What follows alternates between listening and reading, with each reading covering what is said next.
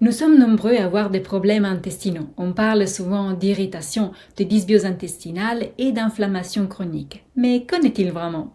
Comment savoir si on est concerné par ces problèmes quand il n'y a pas de maladie diagnostiquée? Et surtout, comment les résoudre avant qu'une maladie grave n'apparaisse? Bonjour, je suis Marthe Rico, auteure de la formation en ligne Adapter son alimentation, à travers laquelle je vous enseigne à faire évoluer votre alimentation au fil des âges et de vos activités quotidiennes pour soutenir chaque organe dans ses fonctions. En effet, chaque organe a des rôles bien précis à accomplir et pour que tout se passe au mieux, nous avons tout intérêt à lui fournir, à travers notre alimentation, les bons nutriments au bon moment de la journée sous une forme hautement assimilable. Chaque choix est important, quels aliments choisir, comment les préparer et à quel moment les consommer. Car c'est seulement comme cela que nous pouvons bénéficier d'une santé optimale.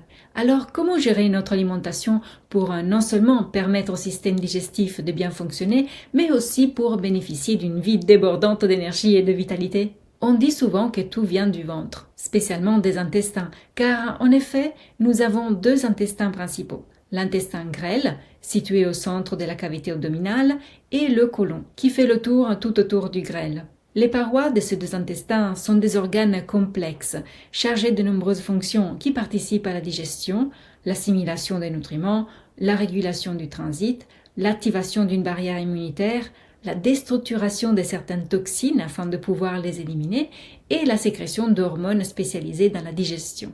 Les aliments débutent leur décomposition dans la partie haute du système digestif, grâce à la salive et aux autres liquides digestifs. Puis, une fois arrivés dans les intestins, ils sont réduits en particules tellement petites qu'elles peuvent passer à travers les parois et être absorbées. Les parois intestinales filtrent ces particules pour choisir celles qui peuvent être assimilées et celles qui ne doivent pas l'être. Parmi ces dernières, nous trouvons un ensemble d'éléments pathogènes, dont de nombreuses substances chimiques artificielles, désormais hélas présentes dans notre alimentation et qui n'ont rien à faire dans notre système digestif.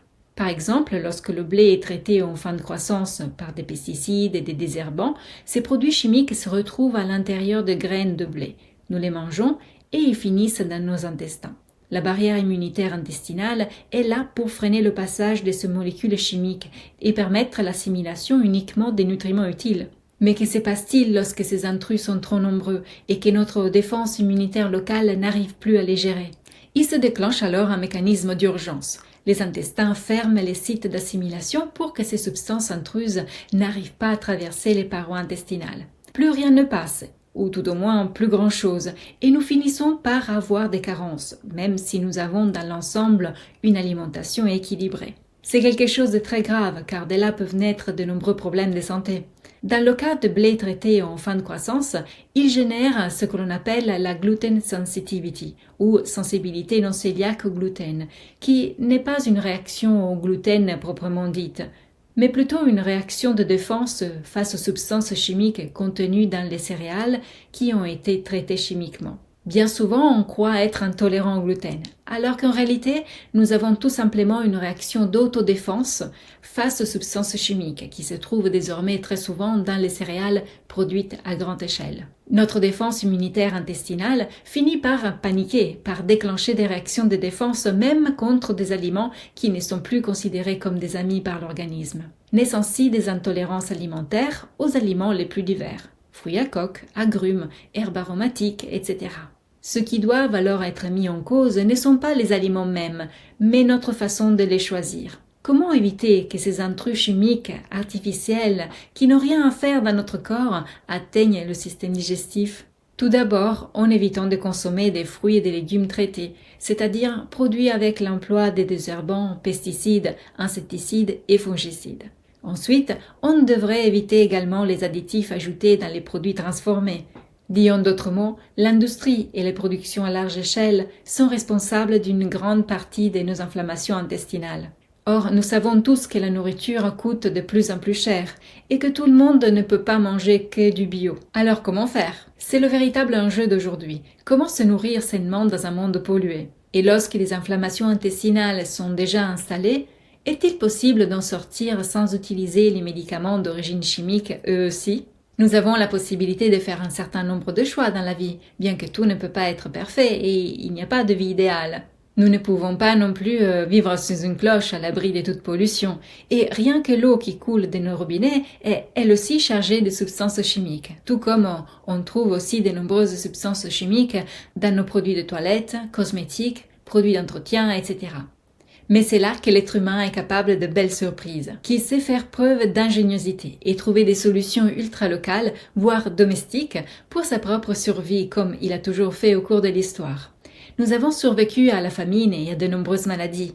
L'enjeu de notre époque est celui de choisir entre l'achat d'aliments industriels gourmands, qui ne répondent pas aux besoins de l'organisme, et les quelques aliments sains qui restent encore à notre disposition.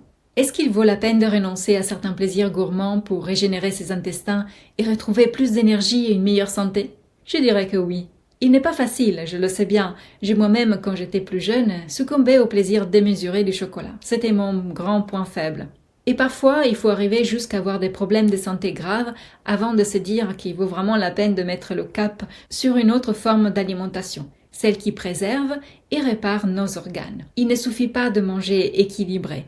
Nous devons aussi choisir des ingrédients sains qui respectent aussi nos intestins. Le simple fait d'éliminer les substances chimiques de notre alimentation, rien que ce changement à lui seul peut déjà faire une grande différence sur l'état de notre système digestif et par là de notre santé tout entière. Le premier changement positif que l'on peut remarquer lorsqu'on passe à une alimentation sans entrants chimiques est un regain d'énergie et de vitalité.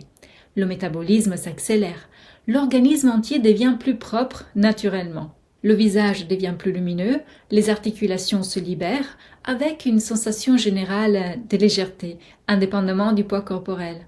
Les processus d'élimination des toxines s'améliorent naturellement. Les toxines restent moins longtemps dans l'organisme. Elles sont éliminées de manière plus rapide et plus directe, sans stagner dans le corps. Ceci peut également favoriser la perte de poids, car l'organisme ne doit plus entourer les toxines non éliminées par de la graisse qui finit par s'accumuler sur le ventre et les cuisses. Est-ce peu? Je crois que le jeu veut vraiment la chandelle. Qu'en pensez-vous? Racontez-moi vos expériences dans les commentaires. Pas facile de se débarrasser des intolérances alimentaires, n'est-ce pas? Je n'ai eu de deux types et j'ai fini par les éliminer définitivement à travers une alimentation à la fois biologique et bien structurée, en choisissant tant les aliments que leur type de préparation. En choisissant les justes méthodes de cuisson, on arrive à restaurer la normale activité de nos organes, avant l'apparition de troubles de santé parfois graves. Si vous aussi, vous souhaitez améliorer votre énergie par une alimentation ajustée par rapport à votre âge et votre style de vie, rejoignez-moi dans la formation Adapter son alimentation. C'est un parcours alimentaire que chacun de nous devrait entreprendre tout au long de sa vie pour vieillir moins vite, rééquilibrer son poids corporel et préserver sa santé.